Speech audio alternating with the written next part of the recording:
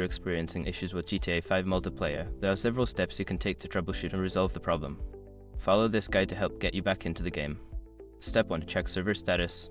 Visit the official Rockstar Games website or social media channels to check if there are any ongoing server issues or maintenance. If the servers are down, you will need to wait until they are back online. Step 2. Update the game. Ensure that your version of GTA 5 is fully updated. Open your game launcher, Steam, Epic Games, or Rockstar Launcher and check for any available updates. Download and install them if necessary. Step 3. Verify game files.